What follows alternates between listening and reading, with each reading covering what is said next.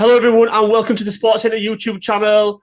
Back again today for a golf episode. Me and Carl talking all about Tiger Woods and Scottie Scheffler. So, is Scottie Scheffler the new Tiger Woods? Carlo, how are we doing? I'm very good, yeah. I'm very good. I'm excited for this one. We've got two phenoms here, I think, and one I think is about to replace the other. Yeah, well, if the last tournament's anything to go by, obviously we're just off the back of the Masters where Scheffler pretty much dominated from start to finish. The first couple of days was kind of tight, but he just kicked into fourth and fifth gear, didn't he, towards the end, and there was only ever going to be one winner. They did. There was no real challenge. I mean, Aberg had a bit of a challenge, but nothing really like. It was just obvious that from start to finish, you were going to take it. Yeah. It was obvious. But to compare the guys, we've got a couple of stats to compare. I mean, Scheffler's won 2 majors to Woods' 15 majors, so there's quite a big gap there. Granted, there's an age gap, there's nearly 20 years between them. 48 is Woods, and 27 is Scottie Scheffler. So his time's on his hands, isn't it? Time is certainly on his hands, and they say that peak golf age is around 35, so he's not even reached his peak yet. So there is time, but there's a lot of majors to get up in there. And will he do it? I'm not sure, but there is certainly a chance. There is certainly a chance because there doesn't seem to be anybody at the moment. Yeah, definitely. I mean, there's nobody really challenging him like consistently. I've got some just this year. I've got what 2, 4, 6, 8. He's played 10 tournaments. Beginning of the year, he tied 5th. Second one, it tied 17th, which is obviously not good at the Amex. Pebble Beach tied 6th. The Phoenix tied 3rd. Genesis tied 10th. The Arnold Palmer he won. The Players he won. Houston tied 2nd. Masters he won. Heritage, now it's been postponed, but it looks like he's won that. We should find that out tomorrow or tonight. So he should win that. There's just nobody really challenging him consistently. You know, he's the amount of times he makes the cut. You know, he never misses the cut. No, and he's always in the top 10 finish. You know, barring one. I was just going to say, I think out of all those stats you just read out, then on the previous tournaments, was there just one? I think it got where he was outside the top 10. Just one at the American Express. That's it. Yeah. You know, so he's just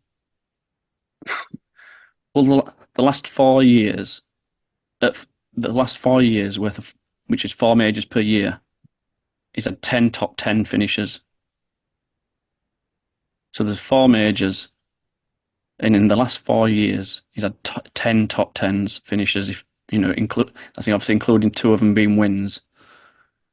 He's just nobody's got them sort of stats. He's 27 now, and in the last 4 years, in the last 4 years in all 4 majors, he's consecutively finished in the top 10. Is that right? Yeah.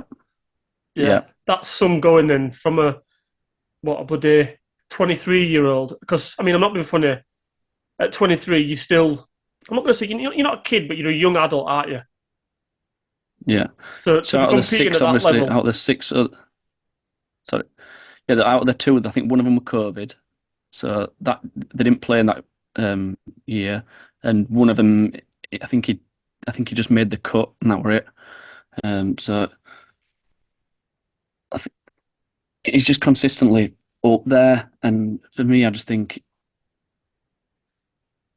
well, I think he's just up there. I don't know what else to say. I think he's other than his technique, which is unbelievably strange. I don't know if you've seen it, Dan. Yeah. You know, like it's like he jumps after he takes a shot, and it's so weird. You know, like if anybody were going to be taught how to play golf, his left foot as well. He like rolls his left ankle, doesn't he? Yeah, it concerns me because I think to myself, yeah, he's 27. What's he going to be like at 35, 40? Is he going to have bad ankle injuries, ankle issues? He puts a lot of strain, a lot of press on.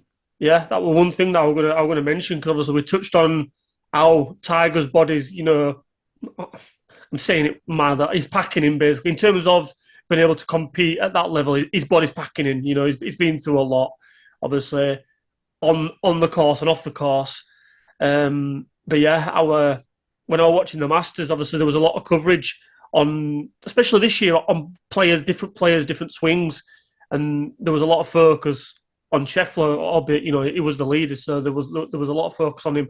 And I was thinking that I was like, how long can you keep up doing that for? Because that over a long period of time, that is going to take its toll on your body, well, on your ankle especially. Definitely. One thing I wanted to He's going to have to manage. Go on, sorry. I was going to say it's one thing he's going to have to manage over the next the rest of his career. Really, I can't see him changing his technique, but he's going to have to change something or manage it. I was just thinking, you read out the stats in terms of the last 4 years and no one really challenging him. Do you think that's got anything to do with some of the players, all this live golf? Live's come about and you're getting more and more players moving across from the PGA to there. And it's got to affect your mindset a little bit, that it's a big decision to make, isn't it? And most players now have taken that jump. I think out of like the big names, I can only think of really Rory that's still just kind of like dedicated to the PGA. So I wonder if like anything like stuff off the course is actually affecting the guys on the course. Well, obviously, I think his domination so far this year has definitely been helped by some of these big names going across to live because the competition's not there as much. So, if I were McIlroy and Scheffler, I'd be thinking, no, I'm staying here. I've got more chance of winning. Absolutely. Well, but we've just got another couple of stats here as well, Dan. Love a stat, mate. Far away. So far, Scheffler's won 10 PGA tournaments. Tiger Woods has won 82. Wow. So he's a fair way to go there.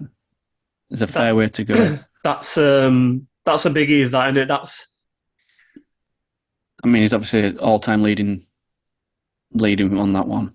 I can't see that ever being caught, to be honest. I know. I'm just trying to do that in my head, and I'm just thinking, is he getting anywhere near that? Never mind, but he's catching him. Is he getting close? Well, he won his first one at 21, so in 6 years, from Scheffler being 27, in 6 years he's won 10. Yeah. So if every 6 years he wins 10, he ain't getting nowhere near him, is he? Not by the time he's 48. No. That's some bloody achievement, is that, from Tiger Woods? Yeah. Well, he had 264 consecutive weeks at number one in world.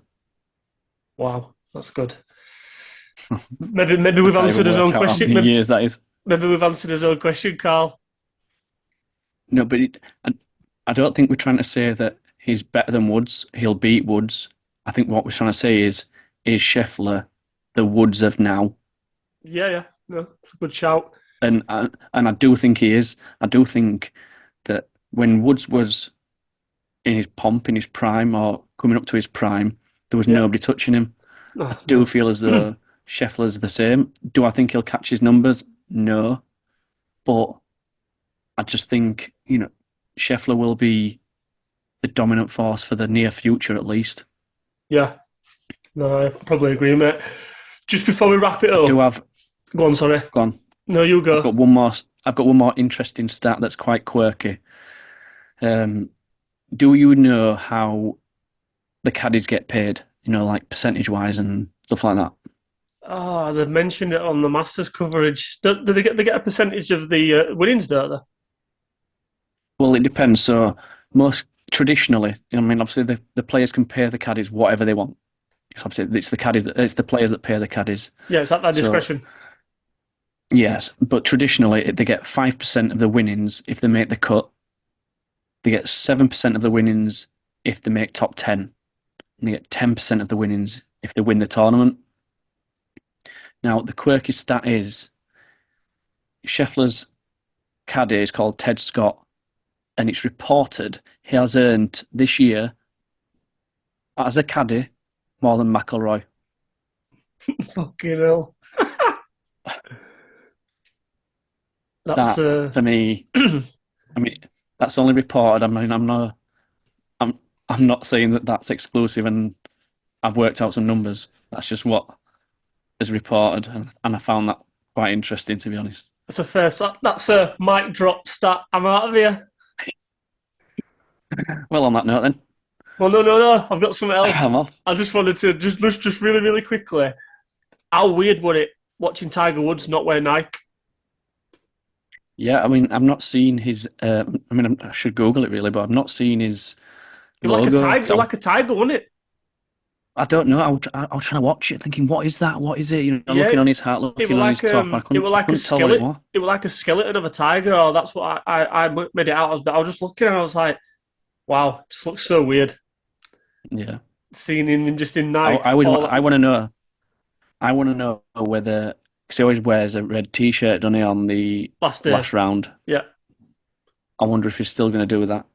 Well, if we see him again in the last round. He did it at Masters. He wore a red on last Oh, day. did it? Did it? Yeah. No, answer my question then. That's it. Nice one, mate. Good chat of that.